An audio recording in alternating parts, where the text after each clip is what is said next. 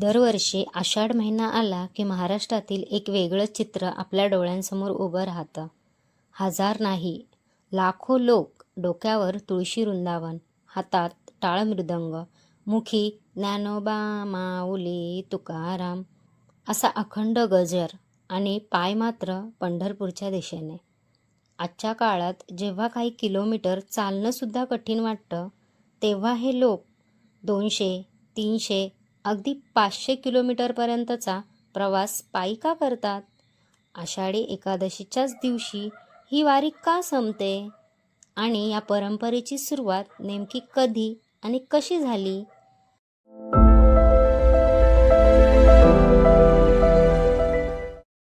आषाढी एकादशी म्हटलं की आपल्या डोळ्यांसमोर सर्वप्रथम उभा राहतो तो विटेवर उभा असलेला सावळा विठ्ठल आणि त्याच्या दर्शनासाठी चालत येणारे लाखो वारकरी. पण अनेकांना एक प्रश्न पडतो, आषाढी एकादशीच इतकी महत्त्वाची का असते? भारतात विष्णूची अनेक मंदिरे आहेत, अनेक मोठ्या यात्रा होतात. मग पंढरपूरची वारीच एवढी वेगळी का मानली जाते? या प्रश्नांची उत्तरं समजून घ्यायची असतील तर आपल्याला इतिहासात थोडंसं मागे जावं लागेल. हिंदू पंचांगानुसार आषाढ महिन्यातील शुक्ल पक्षातील एकादशीला देवशयनी एकादशी म्हणजेच आषाढी एकादशी म्हणतात. वैष्णव परंपरेनुसार या दिवसापासून भगवान श्री विष्णू क्षीरसागरात योगनिद्रेत जातात अशी श्रद्धा आहे. याच दिवसापासून चातुर्मासालाही सुरुवात होते. पुढील 4 महिने साधना, नामस्मरण, व्रत, उपवास आणि आध्यात्मिक जीवनासाठी अत्यंत पवित्र मानले जातात. भारतात अनेक ठिकाणी देवशयनी एकादशी साजरी केली जाते, पण महाराष्ट्रात या दिवसाला एक वेगळं स्थान आहे. कारण येथे ही एकादशी फक्त उपवासाचा दिवस नाही, तर लाखो भक्तांच्या एकत्र येण्याचा, भक्तीचा आणि समतेचा उत्सव आहे. पण हा दिवस पंढरपूरशी इतका घट्ट जोडला गेला कसा? याचं उत्तर आपल्याला भगवान विठ्ठल आणि त्यांच्या परमभक्त पुंडलिकाच्या कथेमधून मिळतं.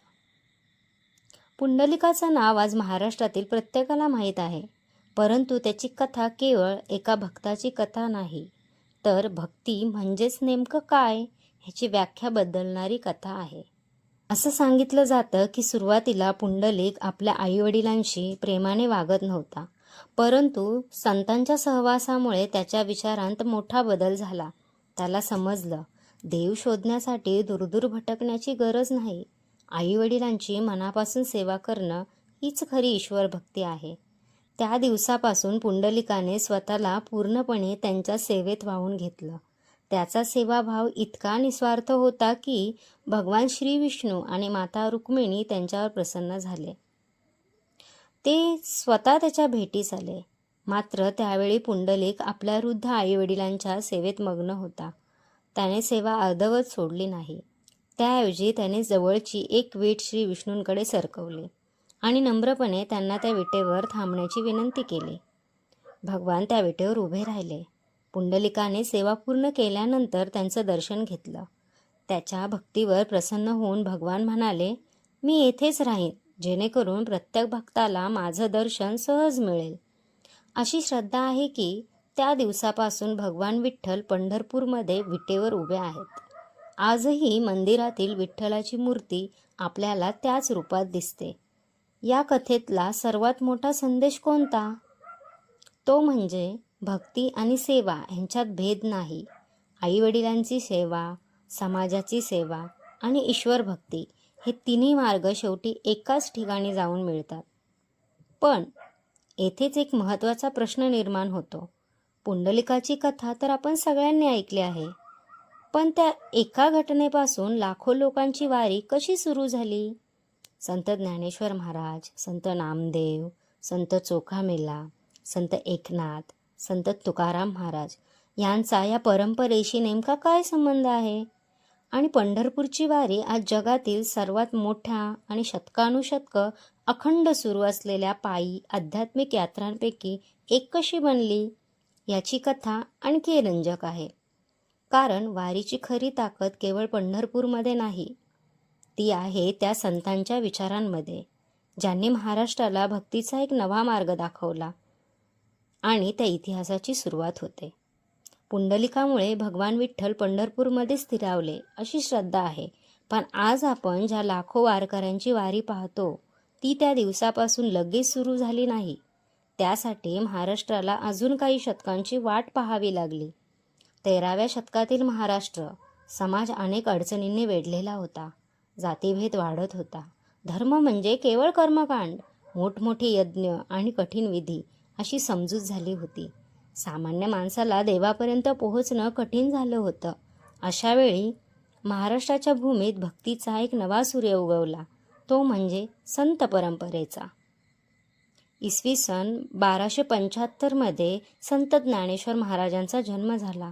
अत्यंत लहान वयात त्यांनी एक असामान्य कार्य केलं. भगवद्गीतेतील गूढ ज्ञान संस्कृतच्या चौकटीतून बाहेर काढून सामान्य माणसाच्या घरापर्यंत पोहोचवलं. त्यांनी लिहिली भावार्थ दीपिका, जी आज आपण ज्ञानेश्वरी म्हणून ओळखतो. त्या काळी धर्मग्रंथ समजणं ही मोजक्या लोकांची मक्तेदारी होती. पण ज्ञानेश्वर महाराजांनी सांगितलं, ईश्वर कोणाच्याही मक्तेदारीत नाही, तो प्रत्येकाच्या हृदयात आहे. मोठेपणा, संपत्ती, जन्म यांनी देव मिळत नाही. निर्मळ मन आणि खरी भक्ती यांनी देव मिळतो. ज्ञानेश्वर महाराज स्वतः वारंवार पंढरपूरला जाऊन विठ्ठलाचं दर्शन घेत असत. त्यांच्या अभंगांनी, कीर्तनांनी आणि विचारांनी हजारो लोकांच्या मनात विठ्ठल भक्तीची ज्योत प्रज्वलित झाली. ज्ञानेश्वर महाराजांचे समकालीन होते संत नामदेव. नामदेवांसाठी विठ्ठल हा मंदिरातील देव नव्हता, तो घरातील माणूस होता. तो त्यांचा सखा होता. त्यांच्या अभंगांमध्ये एक भक्त देवाशी बोलत नाही, तर एक मित्र आपल्या मित्राशी संवाद साधतो. ही भक्ती लोकांच्या मनाला थेट भिडली. नामदेव महाराजांनी विठ्ठल भक्तीचा संदेश महाराष्ट्रापुरता मर्यादित ठेवला नाही, ते पंजाबपर्यंत गेले. आजही त्यांच्या काही रचना शीख धर्मांच्या गुरुग्रंथ साहिबामध्ये स्थान मिळवतात. यावरून त्यांच्या भक्तीचा प्रभाव किती व्यापक होता याची कल्पना येते. यानंतर संत चोखामेळा, संत सावतामाळी, संत गोरा कुंभार, संत जनाबाई, संत नरहरी सोनार आणि अनेक संत या परंपरेत सामील झाले. कोणी कुंभार, कोणी माळी, कोणी शिंपी, कोणी शेतकरी, कोणी स्त्री, कोणी समाजाच्या खालच्या स्तरातून आलेले, पण विठ्ठलाच्या दारी सर्वजण समान. या संतांनी महाराष्ट्राला एक विचार दिला, देवापुढे माणसाची जात नसते, भक्ती असते. याच विचारातून वारकरी संप्रदाय अधिक मजबूत होत गेला. 17व्या शतकात संत तुकाराम महाराजांनी या भक्ती चळवळीला नवी दिशा दिली. त्यांच्या अभंगांमध्ये सामान्य माणसाचं आयुष्य होतं, त्यांचं दुःख, त्यांची आशा, त्यांचा संघर्ष आणि त्यांचा विठ्ठलावरचा अढळ विश्वास. आजही वारीत सर्वाधिक गाजणारे अभंग तुकाराम महाराजांचे आहेत. ज्ञानोबा माऊली तुकाराम हा गजर केवळ 2 संतांची नावं नाहीत, तर शेकडो वर्षांच्या भक्ती परंपरेचं स्पंदन आहे. आणि जेव्हा हजारो वारकरी एकाच सुरात रामकृष्ण हरी, जय जय रामकृष्ण हरी असे म्हणून चालत असतात, तेव्हा ती फक्त चाल नसते, तो एक जिवंत आध्यात्मिक अनुभव असतो. आज आपण आळंदीहून संत ज्ञानेश्वर महाराजांची आणि देहूहून संत तुकाराम महाराजांची पालखी पंढरपूरकडे जाताना पाहतो. पण ही परंपरा एका दिवसात निर्माण झाली नाही. संतांच्या समाधींनंतर त्यांच्या पादुका अत्यंत पूजनीय मानल्या जाऊ लागल्या. भक्त त्या पादुका सोबत घेऊन विठ्ठलाच्या दर्शनासाठी जाऊ लागले. पुढे काळानुसार या यात्रेला अधिक संघटित स्वरूप मिळालं.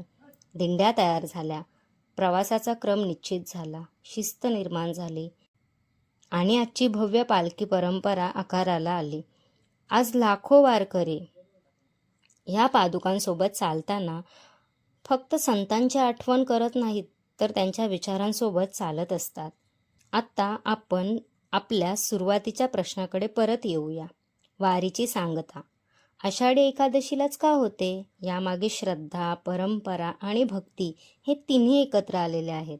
वारकरी संप्रदायात आषाढी एकादशी हा वर्षातील सर्वात पवित्र दिवस मानला जातो. याच दिवशी भगवान विष्णू योगनिद्रेत जातात अशी श्रद्धा आहे. पंढरपूरचा विठ्ठल हा श्री विष्णूंचाच अवतार मानला जात असल्याने या दिवशी त्याच्या दर्शनाला विशेष महत्त्व आहे.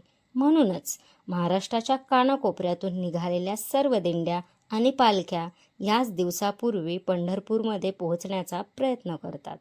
पहाटेची काकड आरती, विठ्ठलाचं दर्शन आणि लाखो वारकऱ्यांच्या मुखातून घुमणारा एकच गजर, ज्ञानोबा माऊली तुकाराम. यामुळे आषाढी एकादशी हा दिवस वारीचा परमोच्च क्षण बनतो. म्हणूनच वारीचा शेवट नसतो, तर तिचं पूर्णत्व आषाढी एकादशीला मिळतं. आज पंढरपूरची वारी जगातील सर्वात मोठ्या आणि शतकानुशतकं अखंड सुरू असलेल्या पायी आध्यात्मिक यात्रांपैकी एक मानली जाते. दरवर्षी लाखो वारकरी एकाच श्रद्धेने, एकाच नामाने आणि एकाच ध्येयाने पंढरपूरच्या दिशेने चालत राहतात. पण इतक्या सुविधा असलेल्या आधुनिक काळातही हे लोक अजूनही शेकडो किलोमीटर पायीच का चालतात? या प्रश्नाचं उत्तर वारीच्या आत्म्यात दडलं आहे. वारकरी मानतात, पंढरपूरला जाणं म्हणजे केवळ एका ठिकाणी पोहोचणं नाही, तर स्वतःला बदलण्याचा प्रवास आहे. प्रत्येक पाऊल विठ्ठलाच्या नावाने टाकलेलं असतं. प्रत्येक श्वास नामस्मरणाने भरलेला असतो. रस्त्यावरचा प्रत्येक दिवस संयम शिकवतो, थकवा सहनशीलता शिकवतो आणि प्रत्येक भेटणारा वारकरी मी पासून आपण पर्यंतचा प्रवास शिकवतो. म्हणूनच वारकऱ्यांसाठी वारी ही यात्रा नाही, ती साधना आहे. अनेकांना वाटतं वारकरी म्हणजे एखादा समाज किंवा विशिष्ट जात, पण तसं नाही. वारकरी हा जन्माने होत नाही, तो आचरणाने बनतो. जो विठ्ठलाला आपला आराध्य मानतो, जो तुळशीची माळ धारण करतो, जो एकादशीचं महत्त्व पाळतो, जो संतांच्या अभंगातून जीवन जगण्याचा प्रयत्न करतो, जो सर्वांशी प्रेमाने वागतो आणि जो सेवा व नामस्मरण यांना आपल्या जीवनाचा भाग बनवतो, तो वारकरी. म्हणूनच वारीमध्ये शेतकरी असतो, डॉक्टर असतो, शिक्षक असतो, व्यापारी असतो, विद्यार्थी असतो, स्त्रिया असतात, लहान मुलं असतात आणि वृद्धसुद्धा असतात. पण विठ्ठलाच्या दारी त्यांची एकच ओळख असते, हा माऊलीचा वारकरी आहे. कल्पना करा, पहाटेचे 4 वाजले आहेत. आकाशातून अजून प्रकाशही झालेला नाही, पण दिंड्या जाग्या झाल्या आहेत. कोणी टाळ हातात घेतो, कोणी मृदुंग बांधतो, कोणी तुळशी वृंदावन डोक्यावर नीट ठेवतो आणि काही क्षणात एकच स्वर संपूर्ण वातावरणात घुमू लागतो. रामकृष्ण हरी, जय जय रामकृष्ण हरी. हजारो पाय एकाच तालात पुढे सरकू लागतात. त्या क्षणी तेथे श्रीमंत गरीब नसतो, मोठा लहान नसतो, फक्त विठ्ठलाच्या भेटीसाठी निघालेला एक भक्त समुदाय असतो. वारीत प्रत्येक दिंडी एका मोठ्या कुटुंबासारखी असते. प्रत्येक दिंडीचा एक प्रमुख असतो. प्रवासाची वेळ निश्चित असते, विश्रांतीची जागा ठरलेली असते. भजन, कीर्तन, जेवण, सेवा सगळ्याचा एक शिस्तबद्ध क्रम असतो. इतक्या लाखो लोकांचा प्रवास तरीही गोंधळ नाही, कारण वारीची शिस्त पोलीस किंवा नियमांमुळे नाही, तर प्रत्येक वारकऱ्याच्या संस्कारांमुळे टिकून आहे. वारीचा सर्वात सुंदर पैलू कोणता असेल तर तो म्हणजे सेवा. रस्त्याच्या दोन्ही बाजूंना अनेक गावांतील लोक वारकऱ्यांच्या स्वागतासाठी उभे असतात. कोणी पिण्याचं पाणी देतं, कोणी ताक, कोणी गरम जेवण, कोणी औषधोपचार, तर कोणी फक्त एवढंच म्हणत हात जोडतो, माऊली थोडा विसावा घ्या. या सेवेसाठी कोणाला निमंत्रण नसतं, कोणी मोबदला घेत नाही, कारण वारकऱ्यांची सेवा म्हणजेच विठ्ठलाची सेवा अशी त्यांची श्रद्धा असते. आणि कदाचित याच सेवाभावामुळे वारी आजही जिवंत आहे. वारी आजही लाखो लोकांना का आकर्षित करते? आजच्या धावपळीच्या जीवनात माणसाकडे वेळ नाही, एकमेकांसाठी संयम नाही आणि अनेकदा स्वतःसाठीही वेळ नाही. पण वारीमध्ये अनोळखी माणूसही आपला होतो. थकलेल्याला दुसरा आसरा देतो. एकाच ताटात जेवणं होतं. एकाच अभंगावर हजारो आवाज एकत्र येतात. कुणाच्या हातात टाळ, कुणाच्या खांद्यावर भगवी पताका, तर कुणाच्या डोक्यावर तुळशी वृंदावन. पण प्रत्येकाच्या ओठांवर एकच नाव, विठ्ठल विठ्ठल विठ्ठल विठ्ठल. म्हणूनच वारकरी म्हणतात, वारीमध्ये मंजिलपेक्षा प्रवास मोठा असतो.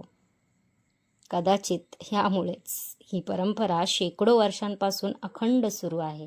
ती कोणत्याही एका जातीची नाही, कोणत्याही एका समाजाची नाही, कोणत्याही एका गावाची नाही. ती प्रत्येक त्या माणसाची आहे, जो प्रेमाने चालतो, सेवा करतो आणि दुसऱ्यातही विठ्ठल पाहण्याचा प्रयत्न करतो. आता आजच्या रांगोळीकडे एकदा मनापासून पाहूया.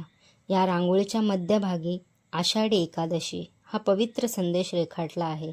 त्याभोवती असलेले मृदंग, पताका, तुळशी, टाळ आणि वारकरी परंपरेची विविध प्रतीके ही केवळ सजावट नाही, ती शतकानुशतकं चालत आलेल्या भक्ती, समता, सेवा आणि विठ्ठल प्रेमाच्या अखंड प्रवासाची प्रतीकं आहेत. रांगोळीतील निळा रंग विठ्ठलाच्या करुणेची, विशालतेची आणि शांततेची आठवण करून देतो, तर भगवा रंग संतांच्या त्यागाचा, भक्तीच्या तेजाचा आणि वारीच्या अविरत ऊर्जेचा संदेश देतो. म्हणूनच ही रांगोळी केवळ रंगांची मांडणी नाही, ती आषाढी एकादशीच्या पवित्र परंपरेला आणि वारकरी संप्रदायाच्या अमूल्य वारशाला वाहिलेली एक आदरांजली आहे. जर तुम्हाला आषाढी एकादशीची ही कथा आणि तिच्या मागचा इतिहास आवडला असेल तर या व्हिडिओला नक्की लाईक करा. तुम्ही कधी पंढरपूरची वारी केली आहे का? किंवा भविष्यात करण्याची इच्छा आहे का? तुमचा अनुभव किंवा तुमच्या मनातील भावना कमेंटमध्ये आम्हाला नक्की सांगा. तुमची प्रत्येक आठवण आणि प्रत्येक अनुभव या विठ्ठल भक्तीच्या प्रवासाला आणखी समृद्ध करतो आणि अशा सुंदर रांगोळ्या, आपल्या संस्कृतीचा इतिहास, संतांच्या प्रेरणादायी कथा आणि भक्तिमय परंपरा जाणून घेण्यासाठी माझ्या श्वास आर्ट चॅनलला सबस्क्राईब करायला विसरू नका. पुन्हा भेटूया एका नव्या रांगोळीसोबत आणि आपल्या संस्कृतीतील आणखी एका प्रेरणादायी कथेसह. तोपर्यंत नमस्कार.